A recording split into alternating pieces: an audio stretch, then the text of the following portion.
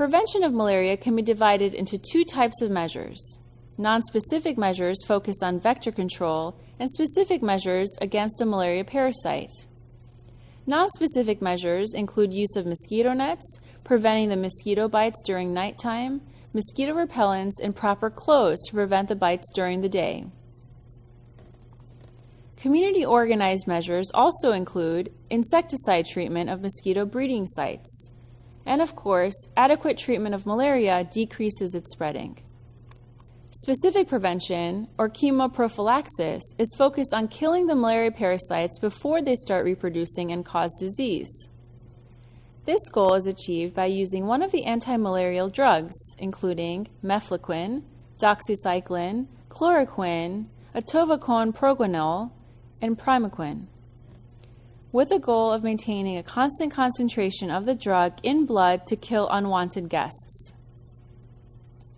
Chemoprophylaxis should be started 1 week, 2 to 3 weeks in the case of mefloquine, before arrival to an endemic country, and must be continued for 4 weeks after departure. For newer drugs, including atovaquone proguanil and primaquine, the scheme is 1 day after leaving and 7 days after returning home. It is important to remember that any febrile illness occurring within 1 year after travel could be malaria.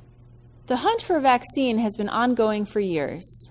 An anti-malarial vaccine against falciparum malaria is now at a stage 3 clinical trial with some promising preliminary results.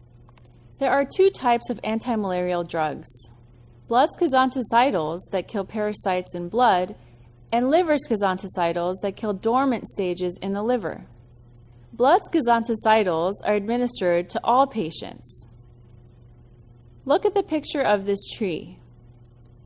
Following their arrival in the New World, Spanish Jesuits missionaries learned from indigenous Indian tribes of a medicinal bark used for the treatment of fevers.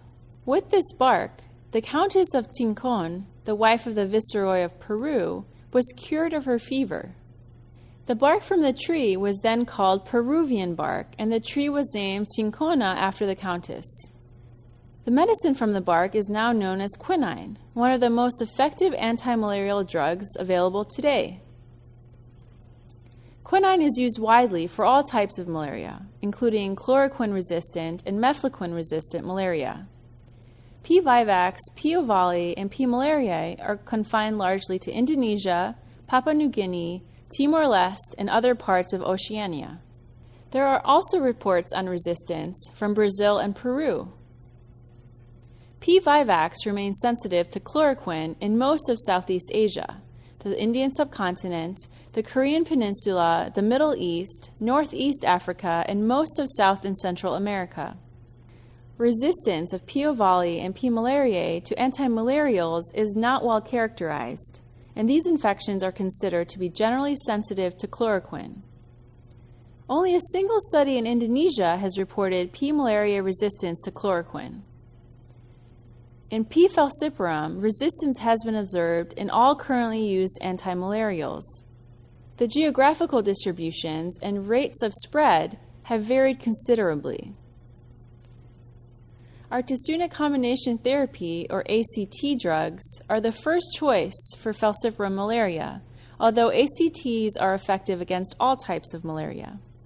For vivax and ovale infection, primaquine, the liver schizonicide, is needed to kill the hypnostages in the liver and to prevent late relapses. Early relapses are usually associated with inadequate treatment. Primaquine is also a gameticidal drug, preventing transmission of infection to mosquitoes.